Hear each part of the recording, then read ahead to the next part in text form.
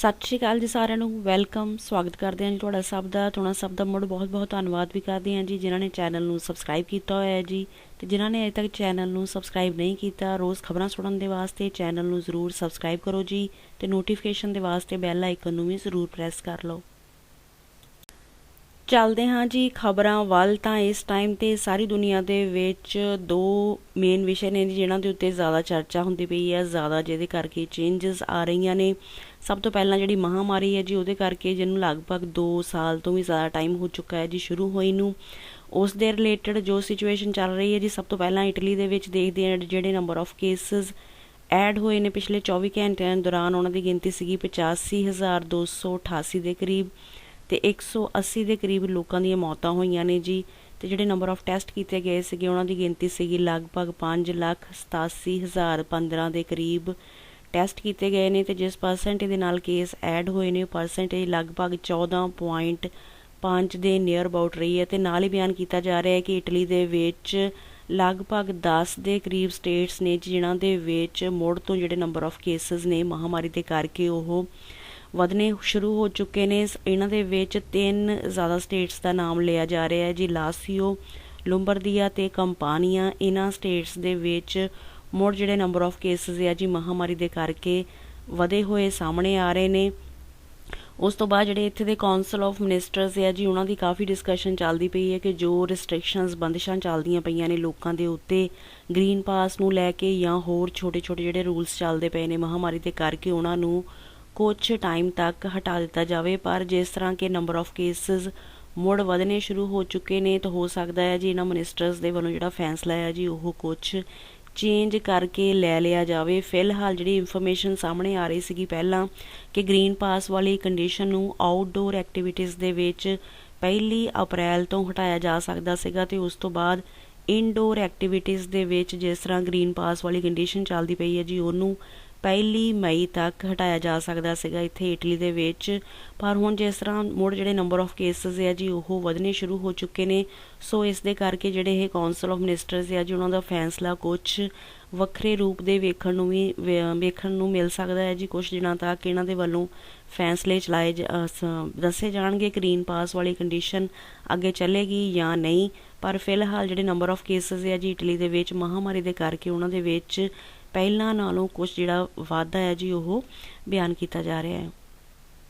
ਇਸ ਤੋਂ ਨੈਕਸਟ ਜਿਹੜੀ ਅਗਲੀ ਖਬਰ ਹੈ ਜੀ ਉਹਦੇ ਵਿੱਚ ਦੱਸਿਆ ਜਾ ਰਿਹਾ ਹੈ ਕਿ ਜਿਹੜੀ ਕੰਪਨੀ ਹੈ ਜੀ ਫਾਈਜ਼ਰ ਵਾਲਿਆਂ ਦੀ ਉਹਨਾਂ ਨੇ ਆਪਣੀ ਜਿਹੜੀ ਐਪਲੀਕੇਸ਼ਨ ਹੈ ਜੀ ਅਮਰੀਕਾ ਦੀ ਜਿਹੜੀ ਮੈਡੀਕਲ ਏਜੰਸੀ ਹੈ FDA ਉਹਨਾਂ ਦੇ ਕੋਲ ਲਗਾ ਦਿੱਤੀ ਹੈ ਕਿ ਜਿਹਨਾਂ ਵੀ ਲੋਕਾਂ ਦੀ ਉਮਰ ਹੈਗੀ ਹੈ ਜੀ ਅਮਰੀਕਾ ਦੇ ਵਿੱਚ 65 ਸਾਲ ਤੋਂ ਉੱਪਰ ਉਹਨਾਂ ਦੇ ਉੱਤੇ ਜਿਹੜੀ ਚੌਥੀ ਡੋਜ਼ ਹੈਗੀ ਹੈ ਜੀ ਵੈਕਸੀਨ ਦੀ ਉਹਨੂੰ ਅਪਲਾਈ ਕਰਨ ਦੇ ਵਾਸਤੇ ਫਾਈਜ਼ਰ ਵਾਲਿਆਂ ਨੇ ਆਪਣੀ ਜਿਹੜੀ ਐਪਲੀਕੇਸ਼ਨ ਹੈ ਜੀ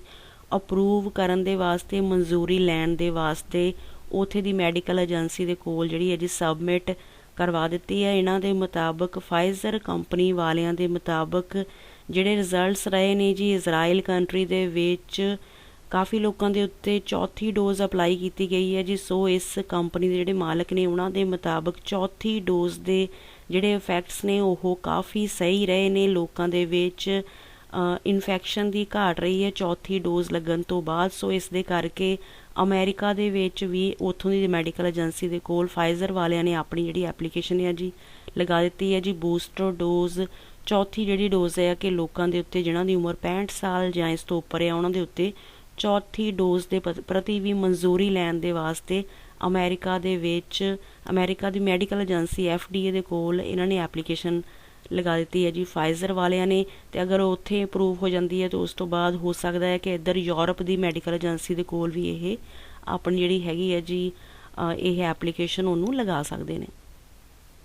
ਇਸ ਤੋਂ ਨੈਕਸਟ ਜਿਹੜੀ ਅਗਲੀ ਖਬਰ ਆ ਰਹੀ ਹੈ ਜੀ ਉਹ ਆ ਰਹੀ ਹੈ ਜੀ ਜਿਹੜੀ ਲੜਾਈ ਚੱਲ ਰਹੀ ਹੈ ਜੀ ਯੂਕਰੇਨ ਤੇ ਰਸ਼ੀਆ ਦੇ ਵਿੱਚ, ਉਸ ਦੇ ਬਾਰੇ ਬਿਆਨ ਕੀਤਾ ਜਾ ਰਿਹਾ ਹੈ ਕਿ ਜਿਹੜੀ ਇਹ ਲੜਾਈ ਹੈ ਜੀ ਉਸੇ ਤਰ੍ਹਾਂ ਹੀ ਚੱਲ ਰਹੀ ਹੈ।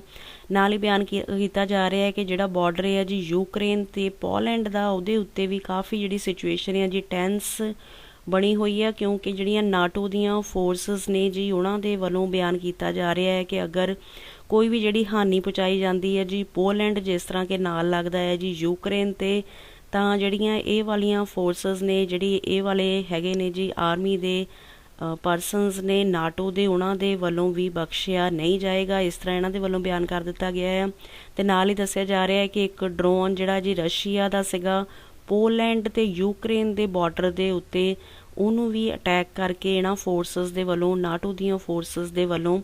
ਖਤਮ ਕਰ ਦਿੱਤਾ ਗਿਆ ਹੈ। ਨਾਲ ਹੀ ਨਾਟੋ ਦੇ ਜਿਹੜੇ ਹੈਗੇ ਨੇ ਜੀ ਅਥਾਰਟੀਜ਼, ਉਹਨਾਂ ਦੇ ਵੱਲੋਂ ਬਿਆਨ ਕੀਤਾ ਜਾ ਰਿਹਾ ਹੈ ਕਿ ਅਗਰ ਨਾਟੋ ਦੇ ਵਿੱਚ ਜਿੰਨੀਆਂ ਵੀ ਕੰਟਰੀਜ਼ ਸ਼ਾਮਿਲ ਨੇ ਉਹਨਾਂ ਨੂੰ ਕੋਈ ਵੀ ਹਾਨੀ ਜਾਂ ਨੁਕਸਾਨ ਪਹੁੰਚਾਉਣ ਦੀ ਕੋਸ਼ਿਸ਼ ਕੀਤੀ ਜਾਏਗੀ ਤਾਂ ਇਹਨਾਂ ਫੋਰਸਿਸ ਦੇ ਵੱਲੋਂ ਵੀ ਰਸ਼ੀਆ ਦੀ ਜਿਹੜੀ ਆਰਮੀ ਹੈ ਜੀ ਉਹਨਾਂ ਦੇ ਉੱਤੇ ਅਟੈਕ ਜਿਹੜਾ ਹੈ ਜੀ ਕੀਤਾ ਜਾਏਗਾ। ਇਸ ਤਰ੍ਹਾਂ ਬਿਆਨ ਕੀਤਾ ਜਾ ਰਿਹਾ ਹੈ ਕਿ ਜਿਹੜਾ ਯੂਕਰੇਨ ਅਤੇ ਪੋਲੈਂਡ ਦਾ ਬਾਰਡਰ ਹੈ ਜੀ ਉਹਦੇ ਉੱਤੇ ਵੀ ਕਾਫੀ ਜਿਹੜੀ ਟੈਂਸ ਸਿਚੁਏਸ਼ਨ ਬਣੀ ਹੋਈ ਹੈ ਜੀ, ਜਿਹੜੀ ਇਹ ਲੜਾਈ ਚੱਲਦੀ ਪਈ ਹੈ ਰਸ਼ੀਆ ਅਤੇ ਯੂਕਰੇਨ ਦੇ ਵਿੱਚ, ਉਹਦੇ ਕਰਕੇ।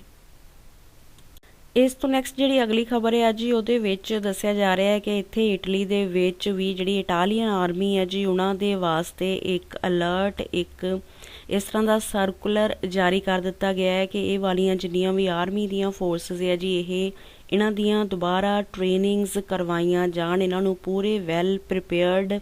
ਰੱਖਿਆ ਜਾਵੇ। ਬਿਆਨ ਕੀਤਾ ਜਾ ਰਿਹਾ ਹੈ ਕਿ ਜਿਸ ਤਰ੍ਹਾਂ ਯੂਕਰੇਨ ਦੇ ਵਿੱਚ ਜਿਹੜੀ ਸਿਚੁਏਸ਼ਨ ਚੱਲਦੀ ਪਈ ਹੈ ਜੀ ਉਹ ਕਿਸੇ ਵੀ ਕੰਟਰੀ ਦੇ ਨਾਲ ਇਸ ਤਰ੍ਹਾਂ ਸਿਚੁਏਸ਼ਨ ਵਾਪਰ ਸਕਦੀ ਹੈ, ਜਿਸ ਦੇ ਕਰਕੇ ਇਟਲੀ ਦੇ ਵਿੱਚ ਵੀ ਇੱਕ ਜਿਹੜਾ ਸਰਕੂਲਰ ਆ ਜੀ, ਇੱਕ ਜਿਹੜਾ ਆਰਡਰ ਆ ਇਹਨਾਂ ਆਰਮੀ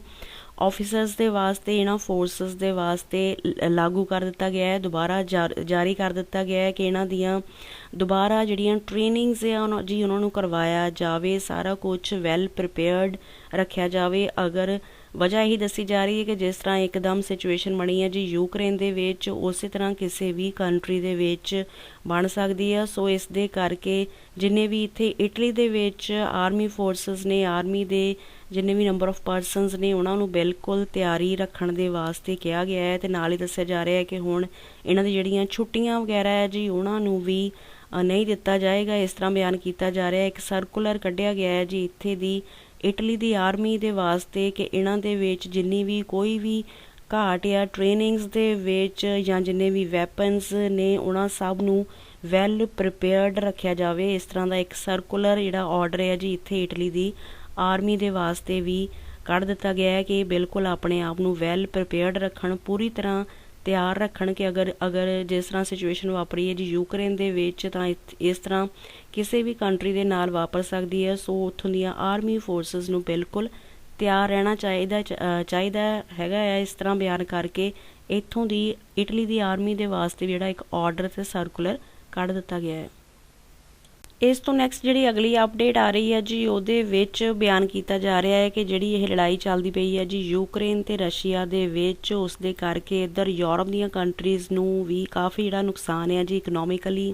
ਹੋ ਰਿਹਾ ਹੈ, ਕਿਉਂਕਿ ਬਹੁਤ ਸਾਰੇ ਜਿਹੜੇ ਸਮਾਨ ਦੀ ਸਪਲਾਈ ਹੈ ਜੀ ਯੂਕਰੇਨ ਤੋਂ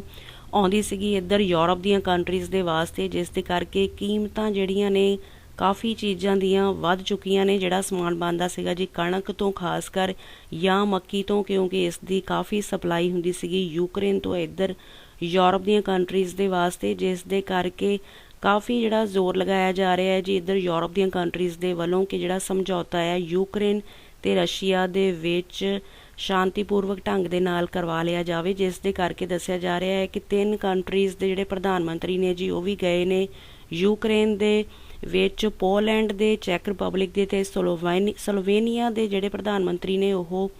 ਗਏ ਨੇ ਜੀ ਯੂਕਰੇਨ ਦੇ ਵਿੱਚ। ਦੁਬਾਰਾ ਇੱਕ ਮੀਟਿੰਗ ਕਰਵਾਈ ਗਈ ਹੈ ਯੂਕਰੇਨ ਦੇ ਮਿਨਿਸਟਰਸ ਦੀ ਅਤੇ ਉੱਧਰੋਂ ਰਸ਼ੀਆ ਦੇ ਮਿਨਿਸਟਰਸ ਦੀ, ਤਾਂ ਕਿ ਜਿਹੜਾ ਕੰਪਰੋਮਾਈਜ਼ ਹੈ ਜਿਹੜਾ ਸਮਝੌਤਾ ਹੈ ਜੀ ਉਹਨੂੰ ਕਰਵਾਇਆ ਜਾ ਸਕੇ। ਪਰ ਫਿਲਹਾਲ ਦੱਸਿਆ ਜਾ ਰਿਹਾ ਹੈ ਕਿ ਕੋਈ ਜਿਹੜੀ ਖਾਸ ਪੋਜ਼ੀਟਿਵ ਰਿਜ਼ਲਟਸ ਹੈ ਜੀ ਸਾਹਮਣੇ ਨਹੀਂ ਆ ਰਹੇ। ਹਾਲਾਂਕਿ ਜਿਹੜੇ ਹੈਗੇ ਨੇ ਜੀ ਯੂਕਰੇਨ ਦੇ ਹੈਗੇ ਨੇ ਪ੍ਰੈਜ਼ੀਡੈਂਟ, ਉਹਨਾਂ ਨੇ ਬਿਆਨ ਕੀਤਾ ਹੈ ਕਿ ਉਹ ਨਾਟੋ ਗਰੁੱਪ ਦੇ ਵਿੱਚ ਸ਼ਾਮਿਲ ਜਿਹੜਾ ਹੈ ਜੀ ਨਹੀਂ ਹੋਣਗੇ, ਉਹਨਾਂ ਨੇ ਇਸ ਤਰ੍ਹਾਂ ਬਿਆਨ ਕਰ ਦਿੱਤਾ ਹੈ। ਪਰ ਫਿਲਹਾਲ ਰਸ਼ੀਆ ਦੇ ਵੱਲੋਂ ਜਿਹੜੀ ਹੈ ਜੀ ਪੂਰੀ ਤਰ੍ਹਾਂ ਜਿਹੜਾ ਇਸ ਤਰ੍ਹਾਂ ਬਿਆਨ ਨਹੀਂ ਕੀਤਾ ਗਿਆ ਕਿ ਲੜਾਈ ਨੂੰ ਖਤਮ ਕਰ ਦਿੱਤਾ ਜਾਏਗਾ। ਇਸ ਤੋਂ ਨੈਕਸਟ ਜਿਹੜੀ ਅਗਲੀ ਖਬਰ ਆ ਰਹੀ ਹੈ ਜੀ ਉਹ ਆ ਰਹੀ ਹੈ ਜੀ ਨਿਊਜ਼ੀਲੈਂਡ ਕੰਟਰੀ ਤੋਂ। ਨਿਊਜ਼ੀਲੈਂਡ ਕੰਟਰੀ ਦੇ ਵੱਲੋਂ ਵੀ ਬਿਆਨ ਕਰ ਦਿੱਤਾ ਗਿਆ ਹੈ ਕਿ ਜਿਸ ਤਰ੍ਹਾਂ ਉਹਨਾਂ ਦੇ ਜਿਹੜੇ ਬਾਰਡਰਸ ਨੇ ਜੀ ਉਹ ਲਗਭਗ 2 ਸਾਲ ਤੋਂ ਕਲੋਜ਼ ਚੱਲਦੇ ਪਏ ਨੇ ਜੀ ਇੰਟਰਨੈਸ਼ਨਲ ਟਰੈਵਲਰਸ ਦੇ ਵਾਸਤੇ। ਪਰ ਹੁਣ ਦੱਸਿਆ ਜਾ ਰਿਹਾ ਹੈ ਕਿ ਆਉਣ ਵਾਲੇ ਮਹੀਨੇ ਦੇ ਵਿੱਚ ਅਪ੍ਰੈਲ ਦੇ ਵਿੱਚ ਨਿਊਜ਼ੀਲੈਂਡ ਕੰਟਰੀ ਵੀ ਆਪਣੇ ਜਿਹੜੇ ਬਾਰਡਰਸ ਆ ਜੀ ਉਹਨਾਂ ਨੂੰ ਇੰਟਰਨੈਸ਼ਨਲ ਟਰੈਵਲਰਸ ਦੇ ਵਾਸਤੇ ਓਪਨ ਕਰ ਦੇਗੀ। ਮਹਾਮਾਰੀ ਦੀ ਸਿਚੁਏਸ਼ਨ ਜਿਸ ਤਰ੍ਹਾਂ ਠੀਕ ਹੁੰਦੀ ਪਈ ਹੈ ਜੀ ਨਿਊਜ਼ੀਲੈਂਡ ਦੇ ਵਿੱਚ ਤੇ ਓਵਰਆਲ ਹੋਰ ਕਈ ਕੰਟਰੀਜ਼ ਦੇ ਵਿੱਚ, ਜਿਸ ਦੇ ਕਰਕੇ ਨਿਊਜ਼ੀਲੈਂਡ ਕੰਟਰੀ ਦੇ ਵੱਲੋਂ ਬਿਆਨ ਕੀਤਾ ਗਿਆ ਹੈ ਕਿ ਅਪ੍ਰੈਲ ਮਹੀਨੇ ਦੇ ਵਿੱਚ ਜਿਹੜਾ ਲੋਕਾਂ ਦੇ ਵੀਜ਼ਾਜ਼ ਲੱਗ ਚੁੱਕੇ ਨੇ ਜੀ, ਲਗਭਗ 60 ਕੰਟਰੀਜ਼ ਨੂੰ ਮਨਜ਼ੂਰੀ ਦੇ ਦਿੱਤੀ ਜਾਏਗੀ ਕਿ ਅਪ੍ਰੈਲ ਦੇ ਵਿੱਚ ਨਿਊਜ਼ੀਲੈਂਡ ਦੇ ਵਿੱਚ ਵੀ ਲੋਕਾਂ ਦੀ ਐਂਟਰੀ ਜਿਹੜੀ ਹੈ ਜੀ ਇੰਟਰਨੈਸ਼ਨਲ ਟਰੈਵਲਰਸ ਦੀ ਹੋ ਸਕੇਗੀ। ਹਾਲਾਂਕਿ ਟੈਸਟਿੰਗ ਵਗੈਰਾ ਦੀ ਕੰਡੀਸ਼ਨ ਨੂੰ ਲੋਕਾਂ ਨੂੰ ਉਸੇ ਤਰ੍ਹਾਂ ਹੀ ਫੋਲੋ ਕਰਨਾ ਪਏਗਾ, ਪਰ ਵਿਦਆਊਟ ਕੁਆਰੰਟਾਈਨ ਲੋਕਾਂ ਨੂੰ ਹੁਣ ਜਿਹੜੀ ਐਂਟਰੀ ਹੈ ਜੀ ਨਿਊਜ਼ੀਲੈਂਡ ਕੰਟਰੀ ਦੇ ਵਿੱਚ ਵੀ ਅਪ੍ਰੈਲ ਮਹੀਨੇ ਤੋਂ ਮਿਲਣੀ ਸ਼ੁਰੂ ਹੋ ਜਾਏਗੀ, ਇਸ ਤਰ੍ਹਾਂ ਬਿਆਨ ਕਰ ਦਿੱਤਾ ਗਿਆ ਹੈ ਜੀ ਨਿਊਜ਼ੀਲੈਂਡ ਕੰਟਰੀ ਦੇ ਵੱਲੋਂ। ਇਸ ਤੋਂ ਨੈਕਸਟ ਦੇਖਦੇ ਹਾਂ ਜੀ ਕਰੰਸੀ ਦੀ ਵੈਲਿਊ। ਤਾਂ ਯੂਰੋ ਦੀ ਵੈਲਿਊ ਇੰਡੀਅਨ ਰੁਪਈਏ ਦੇ ਮੁਕਾਬਲੇ ਚੱਲਦੀ ਪਈ ਹੈ ਜੀ 83 ਰੁਪਈਏ 73 ਪੈਸੇ ਇੰਡੀਆ ਦੇ। ਪਾਕਿਸਤਾਨੀ ਰੁਪਈਏ ਦੇ ਮੁਕਾਬਲੇ 1 ਯੂਰੋ ਬਰਾਬਰ ਹੈ ਜੀ 196 ਰੁਪਈਏ 64 ਪੈਸੇ ਪਾਕਿਸਤਾਨ ਦੇ। 1 ਬ੍ਰਿਟਿਸ਼ ਪਾਊਂਡ ਬਰਾਬਰ ਹੈ ਜੀ 99 ਰੁਪਈਏ 60 ਪੈਸੇ ਇੰਡੀਆ ਦੇ। 1 ਆਸਟ੍ਰੇਲੀਅਨ ਡਾਲਰ ਬਰਾਬਰ ਹੈ ਜੀ 55 ਰੁਪਈਏ 4 ਪੈਸੇ ਇੰਡੀਆ ਦੇ। 1 ਕਨੇਡੀਅਨ ਡਾਲਰ ਬਰਾਬਰ ਹੈ ਜੀ 59 ਰੁਪਈਏ 87 ਪੈਸੇ ਇੰਡੀਆ ਦੇ। ਤੇ 1 ਨਿਊਜ਼ੀਲੈਂਡ ਡਾਲਰ ਬਰਾਬਰ ਹੈ ਜੀ 51 ਰੁਪਈਏ 70 ਪੈਸੇ ਇੰਡੀਆ ਦੇ।